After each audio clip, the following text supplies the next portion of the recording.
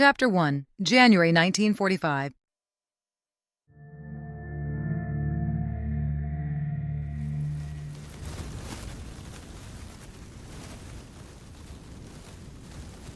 Dust blew past Axel's face as he peered down at the old barn from his high vantage point. He spit out a mouthful of the coppery earth and blinked several times to clear his vision. He checked the black and white map for the 10th time and then gave his compass one last furtive glance. He was sure this was the wrong location. But all the information up to this point that Oberfuhrer Hans Kaufmann of the German High Command had given him had been spot on. Military intelligence in 1945 was a delicate recipe. An intercepted communique or even boots on the ground still didn't guarantee accuracy or success. More than once, Axel had been blindsided by incomplete or outright false information. At age 30, he was one of Germany's most experienced field agents. Axel had spent the last 3 days on a highway to nowhere. It seemed equal to the entire breadth of Germany without a single turn. This cursed country was just too big and spread out. The desert, though at times beautiful, was not to his liking. And the never-ending sameness could easily lull the senses, or worse, get you lost. His objective was an old barn in northern Arizona. He'd almost laughed out loud the first time he heard the name. It was such a funny word, Arizona. The weathered green building looked about as threatening to the war effort as Hitler's dog. The wind had picked up in the last few minutes, and the sand it carried pelted him without mercy. Axel pulled his collar up around his neck and covered the side of his face with his left arm. He wondered how this could possibly help Germany win the war. So far, he'd been very successful, and if he could find and terminate his next 2 targets, he would have accomplished what no other agent in the history of the war had. Axel smiled at the thought as he raised his binoculars for one more look. Yep, he was definitely in the wrong place. 10 days ago, he had slipped ashore onto Cat Island, a 5-mile-long, T-shaped spit of dirt, 7 miles from the Gulf Coast of Mississippi. The U-boat had found a deep channel on the backside to make his egress relatively simple. It had taken only 7 minutes once the conning tower of the submarine surfaced until it was back under for Hauptmann Rittmeister Axel Gunther and all his gear to evac. He then swam to shore through the warm current, pulling a rope attached to his wax-coated U.S. Army musetted gear bag. The bag was a donation from a captured U.S. Army POW. The backside of Cat Island was layered. It started with a soft sandy beach that gave way to sawgrass and finally to a clogged forest of trees and swamp. It was void of all life except for mosquitoes and water moccasins.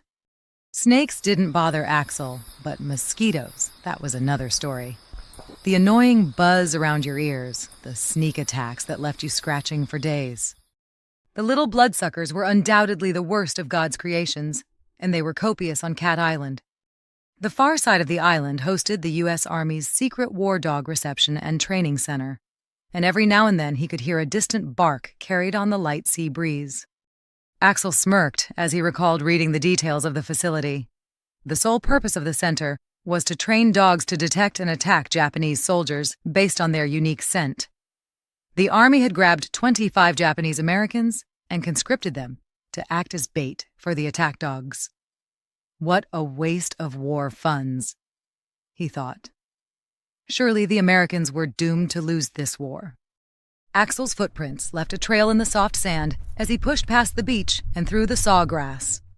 He picked his way through the forest of pine and water oaks, trying in vain to keep the mosquitoes at bay. The underbrush was thick and impassable. He glanced back out at the ocean one last time. There was no sign of the U-boat that had brought him, just the sliver of a waning moon dancing off the silvery reflection of the water. There was no turning back. His country was counting on him, and Axel would do everything in his power to succeed. At 5'10", Axel had a lean, muscular torso that read like a history book of previous missions.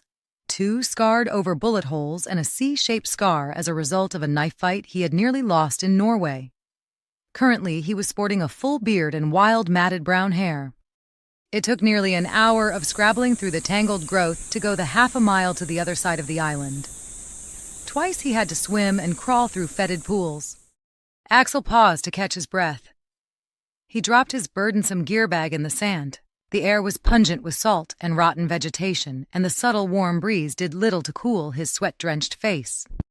But the sight of twinkling lights in the distance sent a small quiver down his spine. America. He quickly got to work inflating a small Army Air Corps life raft that had been acquired for this mission. Nothing was left to chance. Even his clothes matched those of an American airman, just in case he was discovered. Axel felt the prick of a bite on the back of his neck and swatted it. This was going to be a long night.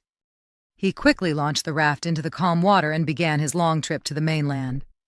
He estimated it would take 4 to 5 hours to reach the marina he had in mind. He set a pace that would allow him to maintain a consistent 3 knots. At least he was saying goodbye to the mosquitoes. The first inklings of light strafed the sky and started the perpetual morning transition from black to purple. Axel used his Rome SS dagger to quickly deflate the raft and a loose cleat from the dock to help send it to the bottom of the marina. The dagger was his one ode to the fatherland that he had brought with him. He would never forget the moment Oberfuhrer Hans Kaufmann had given it to him. Hans was the closest thing to a father Axel had left in the world. It was Hans who pushed him to get involved with the Nazi Party and ultimately the SS, where his skills helped make him one of the most successful operatives in Germany. Axel was given the knife after completing a difficult mission 3 months prior in Liverpool. Walter Gerlach, a leading German physicist involved in Germany's atomic development, had been captured by the British while on a train to Dusseldorf. He was then secreted out of the country. Walter Gerlach knew too much, and the thought of the Allies interrogating him was untenable at any level by the German High Command. Posing as a Canadian colonel, Axel had gotten close enough to slip an ice pick into the right ear canal of the physicist. The act had caused such an intense manhunt that Axel had to abandon his planned escape route.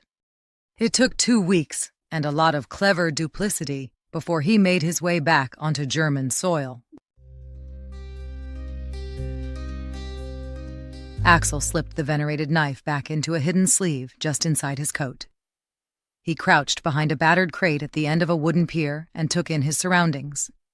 30 boats lay moored in the quaint harbor, some sailboats but mostly shrimpers. Single-masted diesel powerboats with an open deck around a central cabin, each with a steep prow. The waterfront had its unique odor of diesel and rotted shrimp.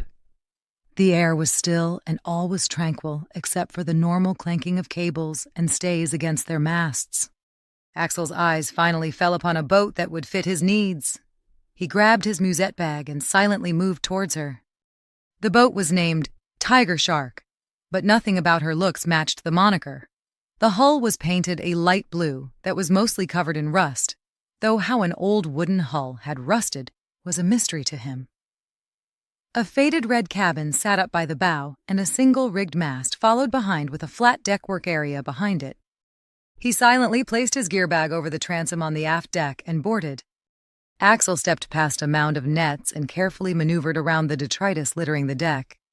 He reached for the tarnished bronze latch on the cabin door and then froze at the sound of movement inside. The owner was aboard and awake. He pulled out his 9mm British well-rod silenced pistol. It had been confiscated from a dead spy in Norway, and Axel had to agree it was perfect for this mission. The pistol was designed at the Inter-Services Research Bureau for use by irregular forces. It had a 1.25-inch diameter cylinder that was 12 inches long.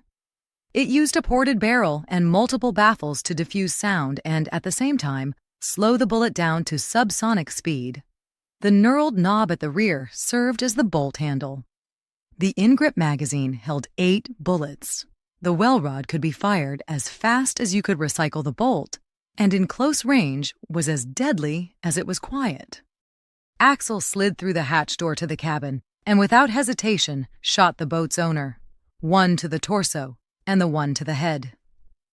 The owner barely had time to register the intrusion. One down, many to go,